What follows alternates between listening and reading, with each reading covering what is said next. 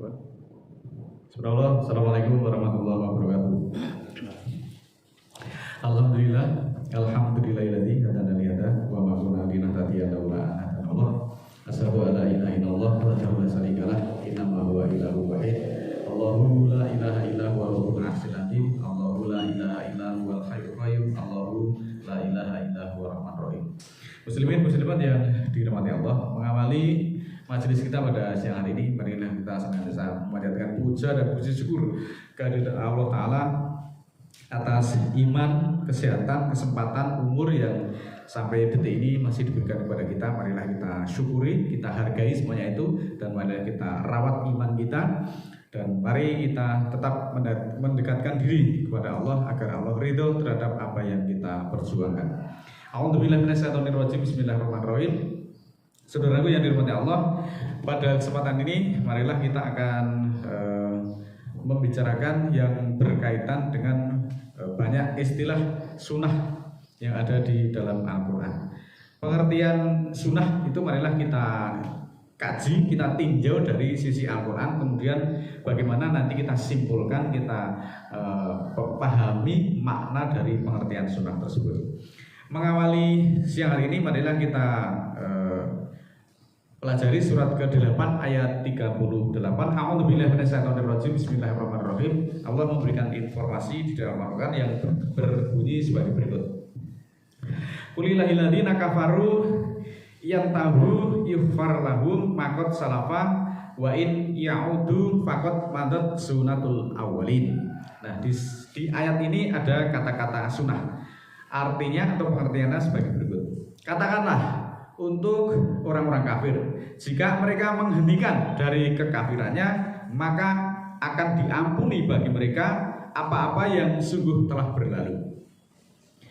Jika mereka mengulanginya, maka akan berlaku sunnah atau artinya ketentuan dari orang-orang zaman dahulu. Jadi pengertian sunnah di sini adalah ketentuan dari Allah.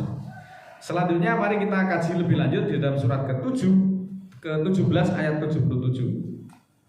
Sunata man qad arsalna qabla min rasulina wala tajidu li sunnatillahi tahwila. Ini di sini juga ada kata-kata sunnah lagi yang pengertiannya sebagai berikut. Selaku sunnah atau ketentuan pada orang-orang yang sungguh kami utus sebelum kamu dari rasul-rasul kami, dan tidaklah kamu dapati pembatasan bagi sunnah atau ketentuan kami, ketentuan dari Allah. Lebih lanjut Allah juga menjelaskan di dalam surat ke-18 ayat 55, wa ma mana'an nasa ayyuminu id ja'ahumul huda wa yastaghfiru rabbahum ila antatiyahum sunatul awalin au ya'tiyahumul adabu kubula. Ini juga ada kata-kata sunnah di sini yang pengertiannya sebagai berikut.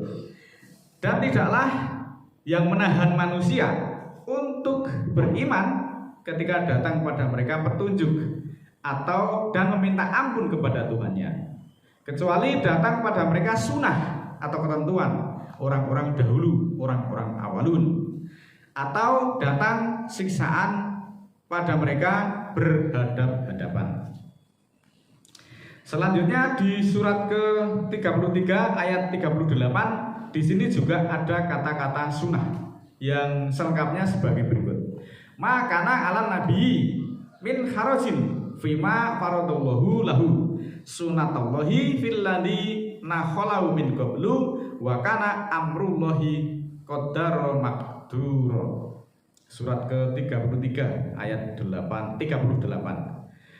Tiada atas nabi itu suatu halangan pada apa yang diwajibkan Allah baginya selaku sunnah atau ketentuan dari Allah pada orang-orang yang telah berlalu dari dulunya, dan adalah perintah Allah, ketentuan yang ditentukan. Saudaraku yang dirahmati Allah, lebih lanjut di ayat berikutnya di surat ke-33, masih di surat 33 ayatnya 62.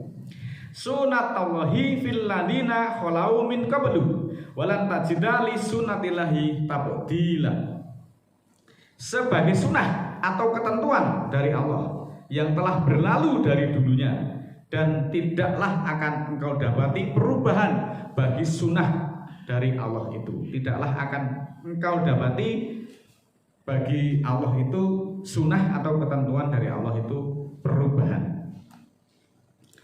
Di dalam surat ke-35 ayat 43 juga dijelaskan lebih lanjut, istakbaron fil ardi wa makrosai wala yahikul makrosaiu ila bi ahlihi fahal yanduruna ila sunatil awalin walan tajida li sunatillahi tabdila walan tajida li sunatillahi tahwila.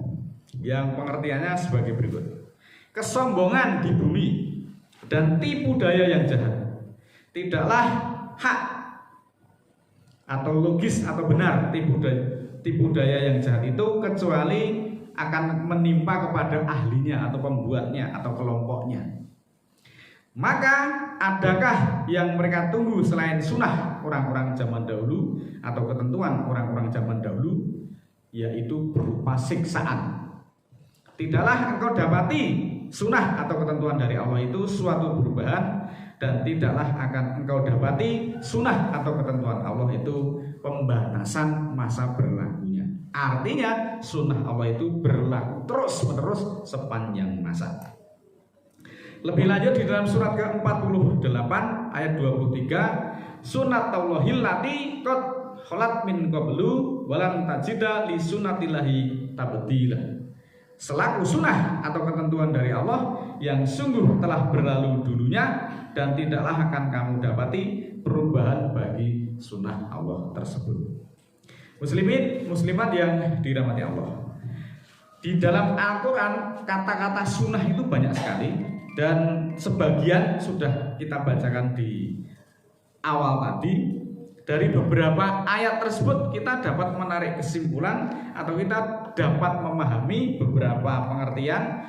Setidak-tidaknya yang pertama adalah pengertian sunnah atau ketentuan Allah itu bisa berupa perintah, bisa juga berupa larangan, atau serta yang menyangkut dengan ancaman azab untuk orang-orang kafir supaya mereka segera kembali dan berhenti dari kekafirannya atau berhenti dari perilaku kafir. Itu sunnah, pengertiannya seperti itu. Kemudian sunnah juga dapat berarti ketentuan Allah yang berlaku sejak zaman dahulu, orang-orang awalun, orang-orang zaman dahulu, orang-orang zaman sekarang, dan orang-orang yang akan datang tanpa ada perubahan. Artinya apa?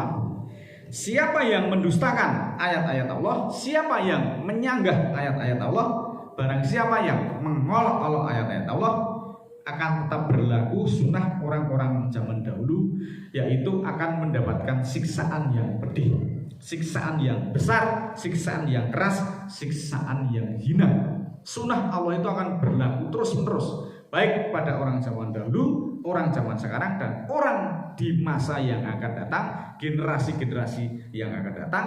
Ketika mereka menyanggah Allah, maka akan berlaku sunnah Allah itu, yaitu berupa siksaan. Pertanyaan, kalau zaman sekarang orang menyanggah, orang mendustakan, orang mengolok-olok ayat-ayat Al-Quran, belum diazab, itu cuman belum waktunya saja. Barangkali Allah masih memberikan kesempatan, barangkali orang itu mau membuka kolbunya, mau membuka pintu taubatnya dan segera kembali dan menghentikan sifat atau perilaku dari kekafirannya.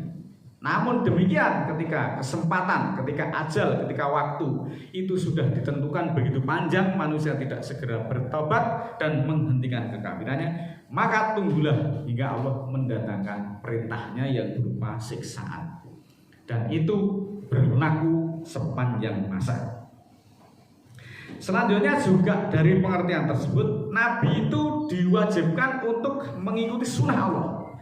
Nabi itu diwajibkan untuk mengikuti ketentuan-ketentuan dari Allah. Ketentuan orang-orang zaman dahulu tidak ada halangan untuk melaksanakan perintah-perintah Allah.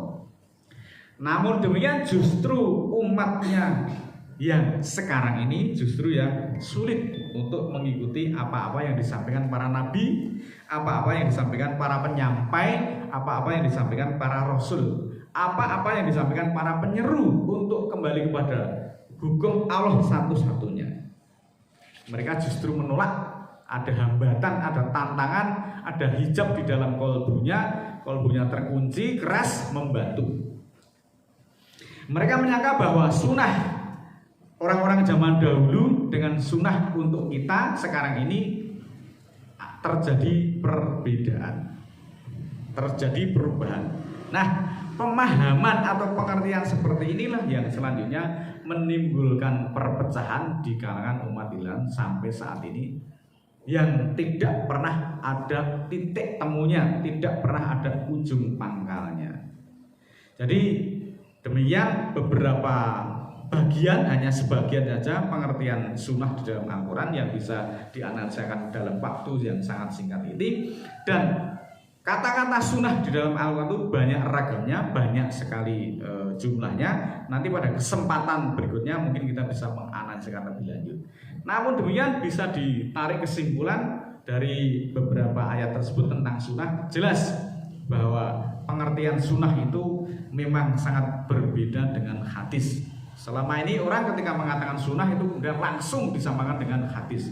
Tapi ternyata kalau dikaji dari ayat per ayat, pengertian itu sangat jauh berbeda. Sunnah itu berarti ketentuan Allah, bukan hadis. Adapun pemahaman tentang istilah hadis, nanti pada kesempatan berikutnya kita akan bisa kaji bersama-sama, kita akan bisa simak bersama-sama. Demikian beberapa yang bisa kita simpulkan dalam waktu yang sangat singkat ini. Mudah-mudahan menguatkan keimanan kita, dan mudah-mudahan Allah mengampuni apa-apa yang telah kita lakukan. Senantiasa mudah-mudahan kita diberikan petunjuk kepada Shiratal Mustaqim. A'udzubillahi minasyaitonirrajim. Bismillahirrahmanirrahim. Allahumma ighfirli walil mu'minina wal mu'minat al ahya'i minhum wal amwat innaka samiun qaribun mujibud da'wat innaka ala kulli syai'in qadir. Rabbana la tu'akhidna in nasina aw akhtana. Rabbana wa la tahmil 'alaina isran kama hamaltahu 'alal ladzina min qablina. Rabbana wa la tuhamilna ma la taqata lana bi wa'fu 'anna waghfir lana warhamna anta maulana fansurna 'alal qaumil kafirin. Rabbana ighfir lana dzunubana wa kafir 'anna sayyi'atina wa tawaffana ma'al abrar. Rabbana la tuzigh qulubana ba'da idh hadaitana wa hab lana min ladunka rahmah innaka antal wahhab. Rabbana ighfir lana wal ikhwanina alladziina sabaquna bil iman wa la taj'al fi qulubina ghilal lil ladziina amanu rabbana innaka ra'ufur rahim. Subhana rabbika rabbil izzati amma yasifun wa salamun alal mursalin walhamdulillahi rabbil alamin. Wassalamualaikum warahmatullahi wabarakatuh.